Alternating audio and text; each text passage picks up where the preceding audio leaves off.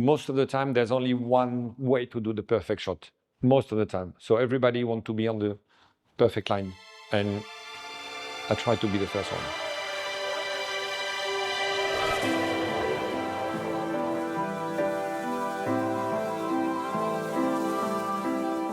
I can feel what will happen. I don't know how to explain that. It's the science of the race. Sometimes I'm working around the track and I'm going to the most dangerous position. That's what I want to do. I'm never scared because I don't know, stupidly, I think that because I have a camera, nothing will happen to me. Until I can feel the wind of the car passing me, I was like, in my shot, I try to have only one person. For the shot to be very powerful, for me, it's an obsession. A lot of people trying to work hand in hand. It takes time, you know. So if you have a new cameraman next race, I'm sure that it will take time for you to get used to him and him. I can't change my cameraman. He's an institution in Formula One, so that's the problem you have, unfortunately. But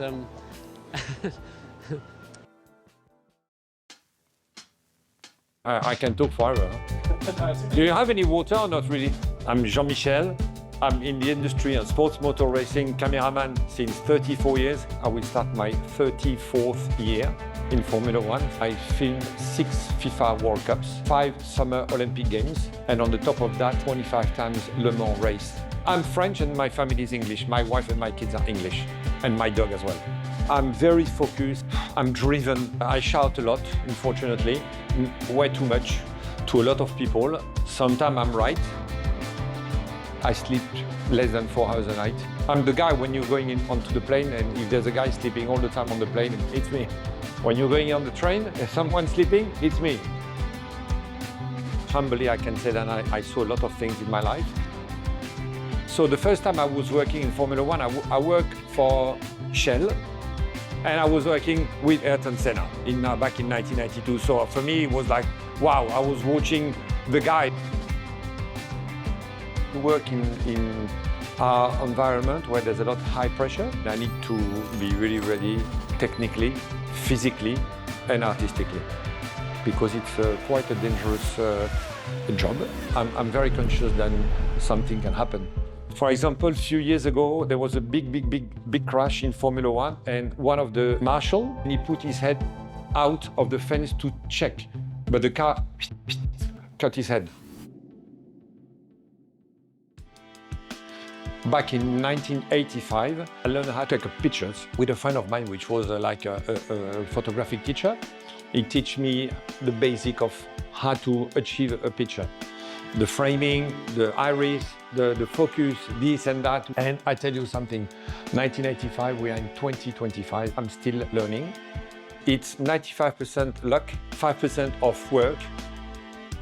In Formula One, working in the pit lane, we have 6 RF cameras. And I know all of them. We were working since many years old together. We respect each other, like in a big family, you know. I will tell you a story. A mechanic from Formula E came and said to me, I would like to work in Formula One. Do you know any team? I said, okay, I know one of the chief engineers. I will go to talk to him. Last year, 2024, he had his first full F1 year, the first one. And then next time they can trust me, which is the top priority. For me, everybody's normal.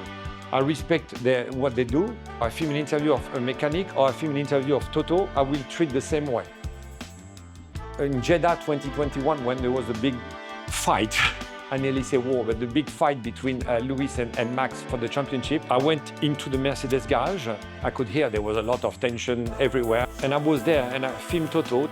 And suddenly he stand up and he had like this big reaction to take off his headphones and break the headphones. And then when I cut, I was like, oh yeah! But I did not do that in the garage. And then after the race, Toto came and said to me, oh, you filmed me when I was very upset. And I was like, yes, it's me. He said, I know it was you. He didn't want to show then someone managing the Mercedes brand to be upset. And I said, but, Toto, I'm just a witness about what's happened in front of me. I would say like Enzo Ferrari. My best shot will be the next shot. I don't know if I can mention horrific moments. I was in the first corner called La Source, and I did the first shot at the start. Antoine Hubert was driving in F2. We were filming a documentary because he was French, so I was filming him all the time. Him and his family and his fiancée at the time, Julie. And I had like this intuition, like I told you, and something. And I saw him, and I filmed him quite close, turning like that, going on the right, going down. And that was his last shot because he got killed 200 meters later.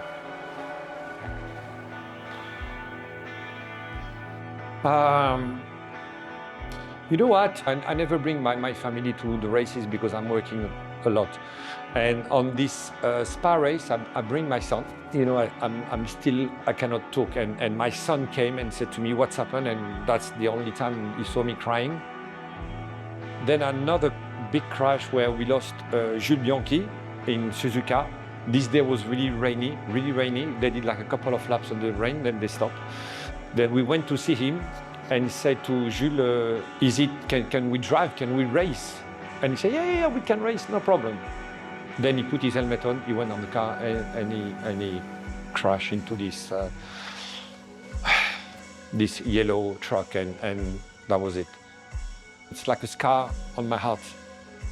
It should not be any dead people or injured people in our world. It should not be. I said to you that because it's very close to me. I did the last shot of Antoine Hubert.